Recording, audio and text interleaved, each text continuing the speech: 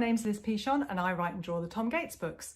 And this year is a very, very exciting special year because we're going to be celebrating 10 years since the very first Tom Gates book was published, which was in 2011.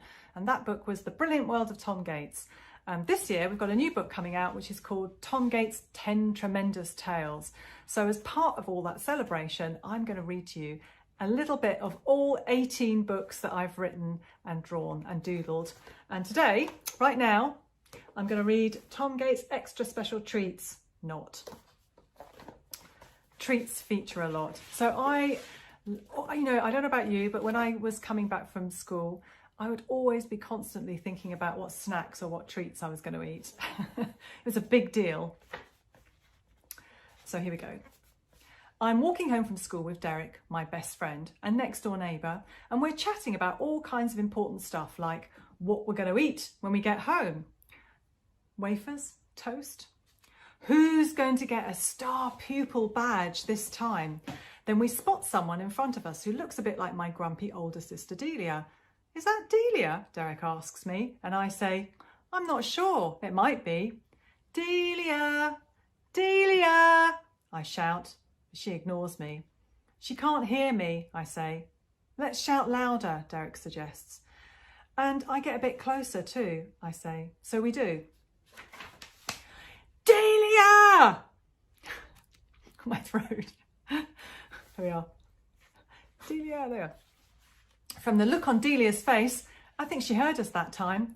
I was going to say hello, but I changed my mind quickly. Uh-oh. I'm not sure Delia was that pleased to see us. We run all the way home instead. Your sister wasn't very happy, was she? Derek says, as he goes into his house. Don't worry, I tell him. Delia's never happy. She always looks like that, which is true. Delia in the morning, Delia in the afternoon, and Delia in the evening. Then we both say bye and see you later, and I go inside. As soon as I close the door, I forget all about Delia and head straight to the kitchen because I've just remembered that Mum brought a giant packet of chocolate raisins the other day. The trouble is, Mum often hides the really good treats. This is because 1, treats get eaten straight away in our house. 2, Mum likes to keep some treats just for guests. Biscuits, it's annoying. 3, I'm not supposed to help myself. Luckily, I've become an expert at finding them. Let me see. That didn't take long. Result. It's gone into the teapot. I should show you that really. There we are. So he's having a look and he finds them in the teapot. The trick is to open the raisins carefully without ripping the packet so it doesn't look like anyone's touched them. Gently does it. I'm so busy delicately tipping the raisins into my hand that I don't hear Mum coming downstairs until she's outside the kitchen door. And then I panic.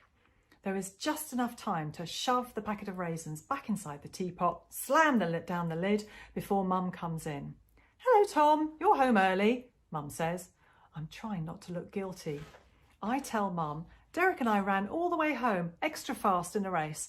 Phew, I feel really tired now. The bit about being tired I've added for a very good reason. I'm still holding the chocolate raisins in my hand and they're beginning to melt.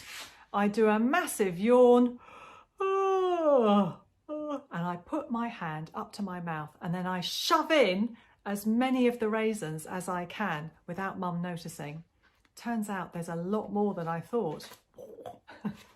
We've all done that. The plan would have worked, but Mum keeps asking me questions. She says, you know Granny Mavis and Grandad Bob are coming round tonight to keep an eye on things. I can't speak because my mouth is stuffed full of chocolate raisins, so I nod. My head instead. We're going out for dinner with someone Dad works with. We're going out for dinner with someone Dad works with. I smile and nod some more. I've got this new dress, especially for tonight. Oh, and Granny Mavis doesn't need to cook. There's food in the oven, which is a relief because you never know what Granny Mavis will make. I'm trying really hard to chew the raisins without Mum noticing. Slowly. Are you eating something, Tom? That didn't work then. When I try and say, nothing, a raisin nearly pops out of my mouth. Instead, I do the only thing I can think of to get me out of this very tricky situation. Here goes. I give Mum a great big hug. Oh, that's nice, Tom. What's that for? Mum says, hugging me back.